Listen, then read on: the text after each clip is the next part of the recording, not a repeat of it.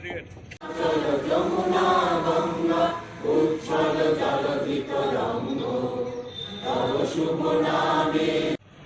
আজকে ৭৫তম দিবস আমরা পালন করতে যাচ্ছি সিপিআইএম ত্রিপুরা রাজ্য দপ্তর।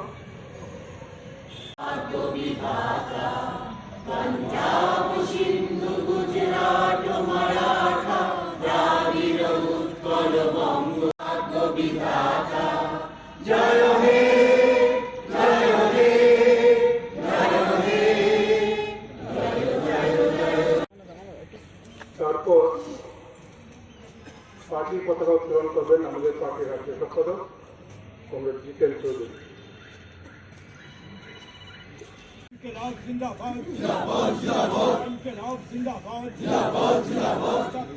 সাধারণতন্ত্র দিবস পালন করুন, ৭৫তম সাধারণতন্ত্র দিবস পালন করুন, ভারতবর্ষের গণতন্ত্র ধর্মনিরপেক্ষতা। তারপর শপথ বাক্য পাঠ করা। এ উপলক্ষে পরিষদের সদস্য কমরেড মানিক সরকার।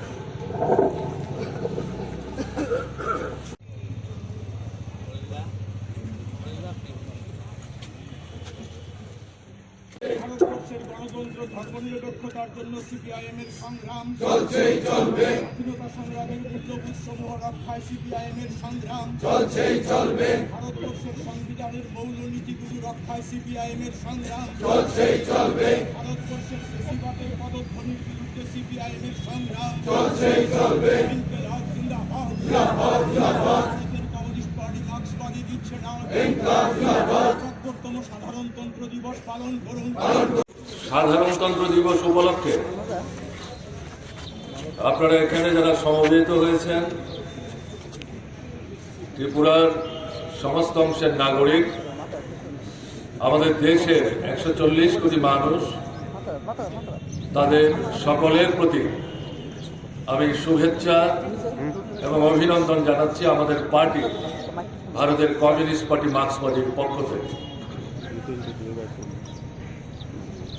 আমাদের দেশের সংবিধান ব্রিটিশ সাম্রাজ্যবাদের বিরুদ্ধে স্বাধীনতার যে সংগ্রাম, তার মূল্যবান ফলশ্রুতি। এই সংবিধান গণপরিষদে ১৯৪৯ সালের ২৬শে নভেম্বর গৃহীত হয়েছিল, কিন্তু এই সংবিধান আজকে বিভিন্ন দিক থেকে আক্রান্ত। শাসন ক্ষমতায় আরএসএস নিয়ন্ত্রিত বিজেপি রয়েছে। দেশের স্বাধীনতা সংগ্রামে আরএসএস, এখন যে দলটির নাম বিজেপি, সেই সময় অন্য নামে তারা পরিচিত ছিল। তাদের কোনো ভূমিকা ছিল না ব্রিটিশ সাম্রাজ্যবাদকে সহযোগিতা করার জন্যে।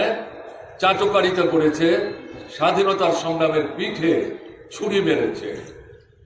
স্বাধীনতা অর্জনের পর সংবিধান তৈরির প্রশ্নে যে গণপরিষদ তৈরি হয়েছে, সেই গণপরিষদে ভারতবর্ষের সমস্ত রাজনৈতিক দলের নেতৃত্ব, বিশেষ ব্যক্তিত্ব স্বাধীনতা সংগ্রামে অংশগ্রহণ করেছেন। প্রাজ্ঞ অভিজ্ঞতা সম্পন্ন যারা, তাদের সমবেত করে যে প্রতিনিধিত্বের মাধ্যমে এই সংবিধান রচনার কাজ চলছিল, সেই সময় আরএসএস এবং তাদের যে রাজনৈতিক মুখপাত্র, তারা প্রতিনিয়ত এই সংবিধানটিকে যাতে গ্রহণ করা না যায় তার জন্য প্রচেষ্টা তারা চালিয়ে গেছে। এবং তাদের একমাত্র লক্ষ্য ছিল মনুবাদী যে বক্তব্য, যেটা আগ পাশ তলা নারীদের বিরুদ্ধে, দলিত মানুষের বিরুদ্ধে, অত্যাচারী যারা, শোষক যারা, ধর্ম বর্ণ সম্প্রদায়ের কথা বলে মানুষকে বিভক্ত করে তাদের উপর সেই রাজত্ব কায়েম করার লক্ষ্য নিয়ে মনোবাদ তৈরি হয়েছিল। এই আরএসএস এই মনোবাদী দৃষ্টিভঙ্গিতে ভারতবর্ষের সংবিধান তৈরি হোক, এটা তারা চাইছিলেন। কিন্তু ঐতিহাসিক পরিস্থিতি ছিল ভিন্ন। আরএসএস এবং তাদের সেনাত্রা সেই সময় বিচ্ছিন্ন হয়েছিল। তাদের যে দুঃস্বপ্ন, সেদিন তারা বাস্তবায়িত করতে পারেনি। আমাদের দেশের জনগণের বিভ্রান্তির সুযোগ নিয়ে আরএসএস নিয়ন্ত্রিত বিজেপি আজকে রাষ্ট্র ক্ষমতায় অধিষ্ঠিত। এই সুযোগ নিয়ে এরা ধর্মের নামে মানুষকে বিভক্ত করে আমাদের দেশকে তথাকথিত হিন্দু রাষ্ট্র নামে প্রতিপন্ন করতে চাইছে এবং সংবিধানকে তারা বিভিন্নভাবে আক্রমণ করছে। সংবিধান আক্রমণ মানে গণতান্ত্রিক অধিকার আক্রমণ, নাগরিক অধিকার আক্রমণ, সার্বভৌমত্ব আক্রমণ, একদলীয় স্বৈরশাসন কায়েম করার দিকে বিজেপি এগিয়ে চলেছে। এর মধ্যে ফেসিবাদী দৃষ্টিভঙ্গি লুক্কায়িত আছে। এর বিরুদ্ধে দেশের মানুষ ধর্ম, বর্ণ, সম্প্রদায় নির্বিশেষে আমরা যদি ঐক্যবদ্ধভাবে প্রতিরোধ গড়ে তুলতে না পারি, এই ফেসিবাদী শক্তি তাদের এই দুঃস্বপ্নকে বাস্তবায়নের লক্ষ্যে যেভাবে এগিয়ে যাওয়ার চেষ্টা করছে, তাদেরকে যদি জনগণ থেকে আমরা বিচ্ছিন্ন করতে না পারি, রাজনৈতিক লড়াইয়ে যদি পরাস্ত করতে না পারি, তাহলে গোটা দেশ বিপন্ন হবে। সংবিধান যদি রক্ষা না হয়, গণতান্ত্রিক অধিকার কি করে রক্ষিত হবে? গণতান্ত্রিক অধিকার যদি রক্ষিত না হয়, মানুষের বেঁচে থাকবার যে মৌলিক চাহিদাগুলো, খাদ্য, বস্ত্র, বাসস্থান, শিক্ষা, স্বাস্থ্য এবং এগুলির জন্য তার যে উপার্জন, আয়, কাজ, কর্ম, এই অধিকার কি করে আমরা ভোগ করবো? এমনকি মাথা গুজবার জন্য একটি যে স্থায়ী আস্তানা, তারও কিন্তু কোনো নিশ্চয়তার জন্য লড়াই করা সম্ভব হবে না।